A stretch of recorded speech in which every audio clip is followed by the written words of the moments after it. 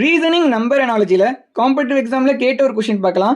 37க்கும் 100க்கும் ஒரு ரிலேஷன் இருக்கும், 24க்கும் கொஸ்டின் மார்க்குக்கும் ஒரு ரிலேஷன் இருக்கும், 29க்கும் 76க்கும் ஒரு ரிலேஷன் இருக்கும். ஓகேவா? இப்போ என்ன ரிலேஷன் பார்க்கலாம்.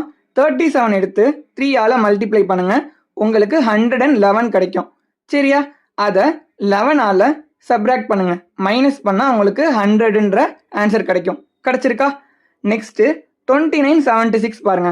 இதே மாதிரி பண்ணுங்க. 29 3ஆல் மல்டிப்ளை பண்ணால் உங்களுக்கு 87 கிடைக்கும். அதை 11ஆல் சப்ராக்ட் பண்ணால் மைனஸ் பண்ணால் உங்களுக்கு 76 கிடைக்கும். கிடைச்சிருக்கா? அப்போ நம்ம யூஸ் பண்ணுற லாஜிக் ஷார்ட்கட் கரெக்டு தான். இதே மாதிரி 24க்கு பண்ணுங்க. 24 × 3 வந்து 72 கிடைக்கும். அதை 11ஆல் சப்ராக்ட் பண்ணால் உங்களுக்கு என்ன கிடைக்கும்? 61ன்ற ஆன்சர் கிடைக்கும். புரியுதா? அப்போ option A is the correct answer. ஓகேவா? கொடுத்துருக்க நம்பரை 3ஆல் மல்டிப்ளை பண்ணி வந்த ஆன்சரை 11ஆல் சப்ராக்ட் பண்ணால் மைனஸ் பண்ண ஆன்சர் கிடைச்சிரும். நம்ம சேனலில் டிஎன்பிஎஸ்சி ப்ரிப்பரேஷன் தனியாக பிளேலிஸ்ட் இருக்குது.